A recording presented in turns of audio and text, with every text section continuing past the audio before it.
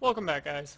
So, in this video I'll be covering Fire Pang Tong, the last hero in our 200 fire chest, or 200 picks. Yeah, the fire hero for the 200 picks in the chest.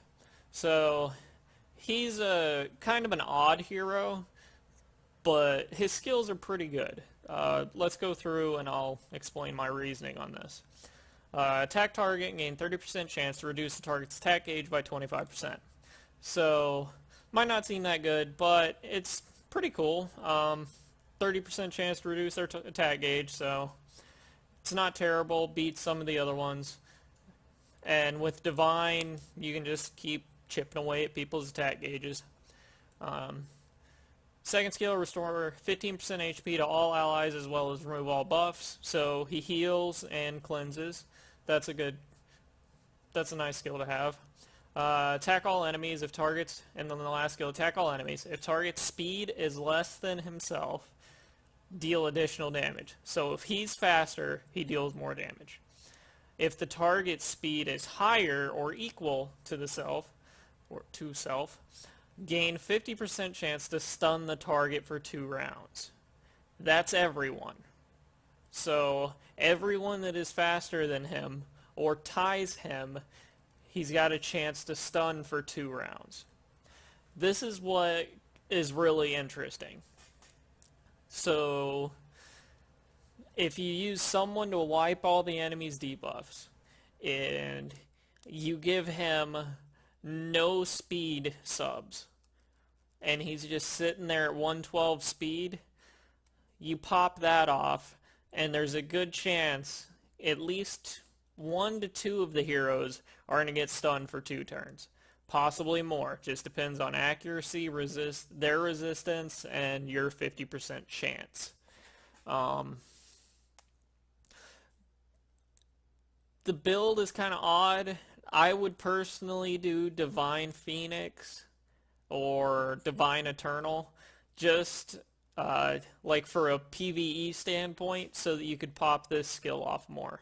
I'm pretty sure it goes down to like a cooldown time of 4 instead of 5 rounds. So using a attack gauge increaser, this skill lowering the enemy's attack gauge should be able to give him some turns so he can burn through that skill.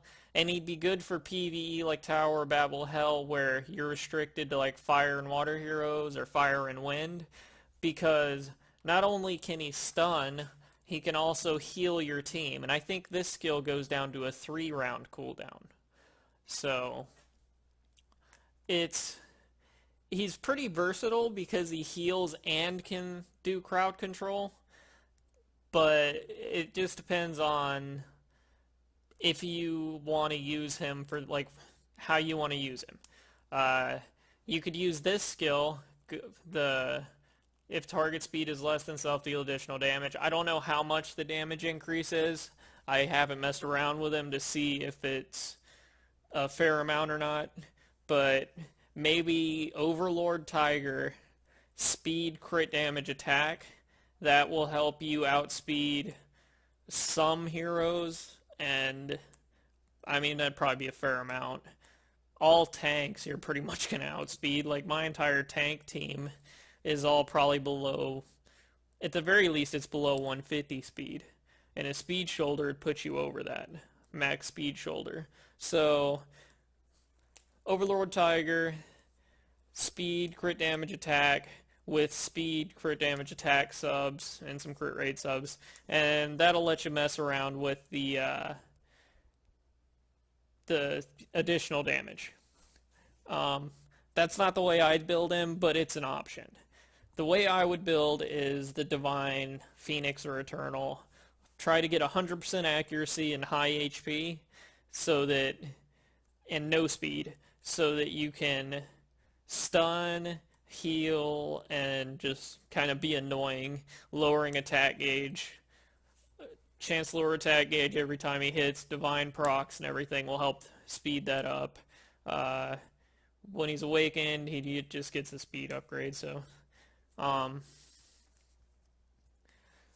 he's kind of a hybrid hero. because like Sun Lubon is totally just for crowd control. You've got Fire Sun Lubon.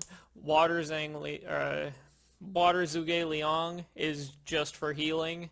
This guy's kind of a mix of crowd control and healing, so he could find a niche little uses like tank team and Tower Babel Hell for the fire and water.